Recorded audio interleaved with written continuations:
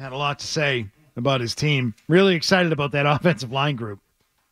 This was the point of the press conference when I thought to myself, man, he's putting on his best Chaim Bloom. It felt Red Soxian at times during this press conference. Like, what? What? You're excited about that group? No, you're not. You're not excited about that group. Please don't use that adjective. Who are you fooling with that? Nobody believes you. No one's excited about this group. Your head coach is basically putting the group on blast. Your head coach, Mr. Positivity over there, is not excited about this group. Imagine if David Andrews didn't come back. Imagine that for 1 second. Like if their whole success hinges on him and making calls. What if Micah went and took a contract elsewhere? What if he didn't re-sign? Hey, I could potentially see this where he gets kicked back outside and the kid Henderson's had a good camp. Putting him inside at guard with City So and David, and then you're going to roll the dice with Darian Lowe on the left side right now to start the year. Because here's the thing. Like, they sit at what, number 3 when guys are cut, so you're going to have the third option to claim a guy.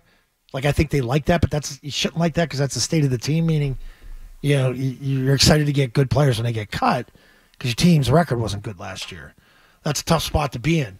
And I wouldn't just pick up a guy to make the same move. You know what I mean? A guy with the same talent. Like, if a guy's really freaking good at tackle, he's not getting cut at the end of the year. You know, they're going to keep 3 or 4 tackles.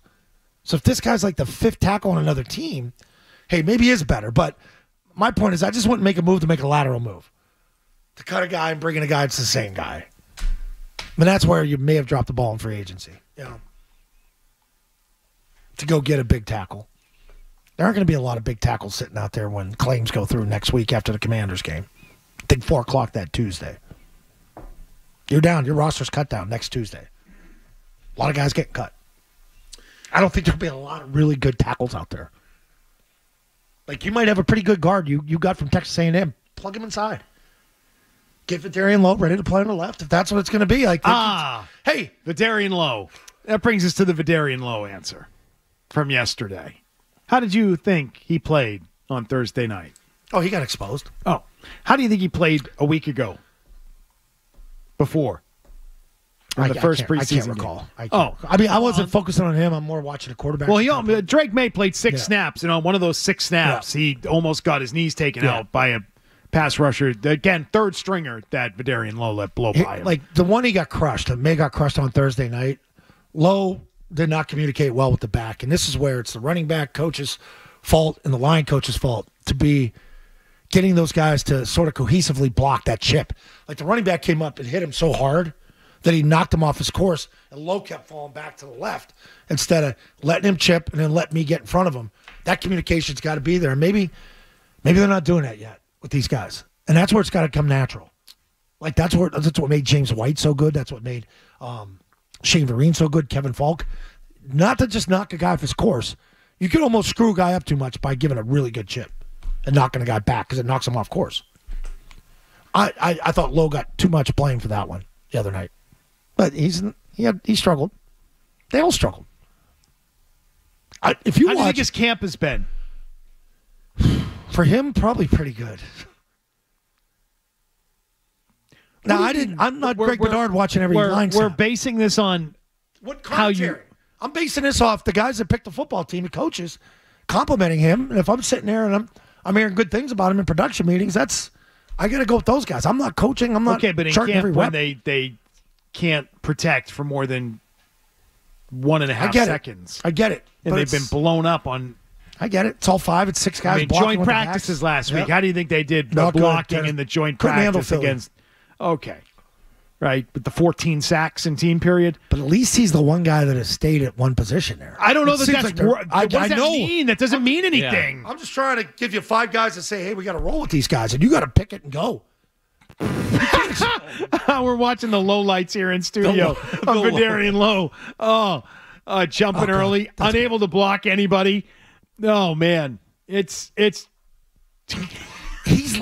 what I did notice. He's jumping the gun. Yeah, no kidding. He should have been flagged 3 times the other day. Yeah. They're going to call that in regular games on the road. Well, here's the answer from yesterday's press conference on Vidarian Lowe. It was the last answer given. It was kind of separate from the rest of the conversation in the press conference about the line. And this to me was when I laughed out loud because I'm like, all right, this is now a joke. This is Chaim Bloom. This is the Red Sox when they're 10 games out of first place and they're trying to put some sort of positive spin on it. This is gross. Here, have a listen. Oh, yeah. Eliot, when it comes to Vidarian Lowe, what is it that gives you confidence in him as a top left tackle? And have you always viewed him as a potential starter, or is that more of a development that happened this season?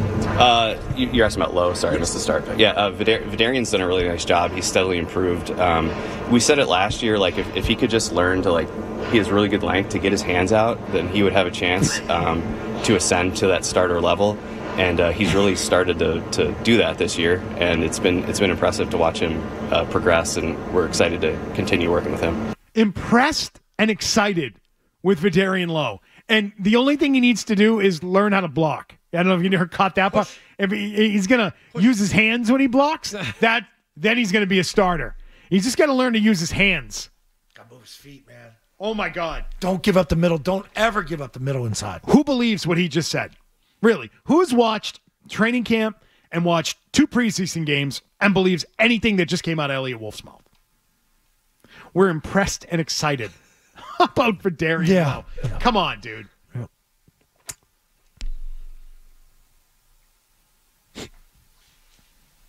What do you want me to say? What do you want me to say? If he could just learn to he has really good length to get his hands out, then he would have a chance. He would have a chance. He would have a chance at being a starter. Hope the line coach picked up on that. Peter's like, just take that. Just use your hands. Oh, you know what? Oh, hey, I forgot about that. Yeah. Hey, Vidarian, one quick, what the hell are you doing? Use quick your hands. note, Vidarian. Hands. You can use them. You can use them to block. Look, the left foot's still out there. Oh, is it?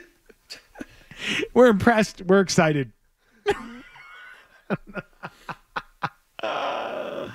Oh. That's a kill shot on May, man, that one. Ooh. Yeah. Everything I've talked about, we really like what we're building. You've seen it now. Like I said, it's not something that we're asking people to close their eyes and dream on. There it is. There it is. Same stuff. Chaim Bloom. Right? That wasn't. Oh my! He even kind of sounds like yeah. it. Right? There's something to it. Cookie cutter, huh? Yeah. It's like Theo and Ben Sherrington. They're impressed and excited. Yeah. That's great. What is it that Jim Lovell's wife says when they send her out on the lawn to talk to the press in Apollo 13? What's that line in the movie? I can't. Where's Hardy? I can't remember that. Hardy would know. And she's like, "When we're just thrilled." You know? Yeah. Like whatever that line is in the. You mean when they were going around the back and it was dark? Yeah. A slingshot him? What does she say? When they tell her to say like 3 things. There it is. Remember, you're proud, happy, and thrilled. Proud, happy, and thrilled. We're very proud and very happy when we're thrilled. There it is. That's what it is. Eliot Wolf is Jim Lovell's wife. Marilyn was her name. Marilyn Lovell out on the front lawn. We're just proud and happy and thrilled. We're just impressed and excited with Vidarian Lowe. She was dressed up too all the time in that movie. Like all these big guys had ties on. Like back in the 60s and 70s, like people just sat around in suits and dresses. Yeah. Not now anymore. Like you watch Leave It to Beaver. Like Mrs. Cleaver, her fully decked out. Pearls, dress, father sitting there in a suit eating dinner. Yeah. Weird times. And they got Gerard Mayo back there dumping out the bucket of duct tape and hoses and, like, how do we get these guys home? Problem solving. How do we get these guys home? How do we block for any of our quarterbacks? How are we going to figure this thing out? And what was the key? The duct tape. You got to have duct tape. You can fix anything with duct tape. Duct tape's great. They are duct taping the offensive line together right now. That's what you should have done for your this or that. This or that. Stuck in the ocean or desert. Yeah. You have a roll of duct tape.